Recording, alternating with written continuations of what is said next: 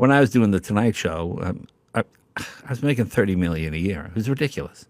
Okay, and NBC said, "Well, we're going to have to cut half the crew." So we had a big meeting. I said, "All right, by show of hands, how many feel I should take a 50% pay cut so we can keep everybody?" Well, I got outvoted, and I said, "Boy, I got screwed on that one." But really, I already have $15 million. I'm doing pretty good. I never thought I'd get this far. And you know something? They were the best crew for the rest of the days. Everything was always terrific. It was a union crew.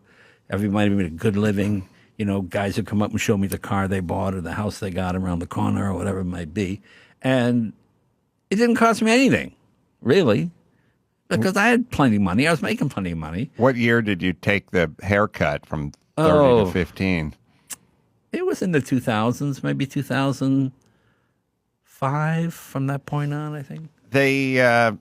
The legend is that you always kept all those Tonight Show checks and made your money doing live performances and corporate things and stuff like that. Yeah, you got to be hungry. I live on. I used to live week to week. Did you literally just put those checks, in the bank and never I lived on the cashed? money I made as a stand-up. Yeah, I wanted to be a comedian. I never thought TV was a job that would last your whole life. How many years did you do that?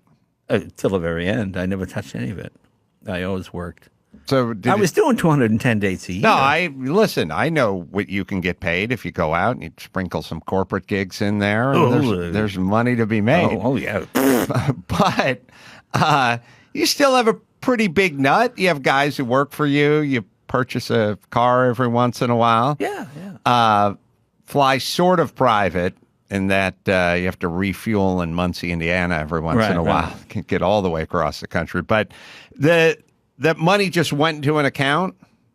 Yeah, still there. Still there. Yeah. And so what do you think of this? So it's not urban legend that that's what you did. That's what you did. No, but I mean, I don't have girlfriends and cocaine habits and stuff like that, So you could save a tremendous amount of money. How do you reconcile the sort of comedic mind with the mechanical mind? Because it seems like it's not a coincidence to me that most the comedians I know have zero sort of tangible life skills. They seem to be fairly inept, but also mainly just not interested in cars and construction and mechanics. And I sort of have you pegged as kind of a mechanical guy, even more than a car guy. Well, that's not really true. I mean, Tim Allen very much that way. Well, you can find exceptions, but I'm saying, like, by and large, I think you're right. Most of those guys aren't going to change a head gasket. It's a genetic flaw that makes you a comedian. It's not a plus. We just happen to live in an era when it pays dividends. I mean, if this was the Crusades, it would be, why are the soldiers laughing? Who's making them laugh? Kill that guy. And that's because he's annoying. Just kill that guy. Just kill him right now because they're not paying attention. But we live in a time now where now it happens to pay very good dividends. So that's pretty lucky. But I mean, I find most comedians either just off the wall, drunk, coke heads, crazy, or complete abstain.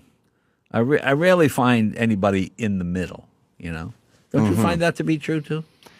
Yeah, I mean, comedians, maybe there's something to the fact that they're trying to construct and connect things all the time in their head. I recently had a person say to me when I said, I get home, I just want to watch TV.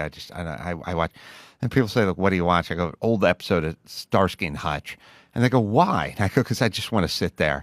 And the person said, that's because your brain is trying to connect things all day, and then you get home and you don't want to connect things. But I'm wondering if sometimes comedians think a little too much. I mean, Well, I think, this is a silly saying, but the heart is healthiest when the head and the hands work together.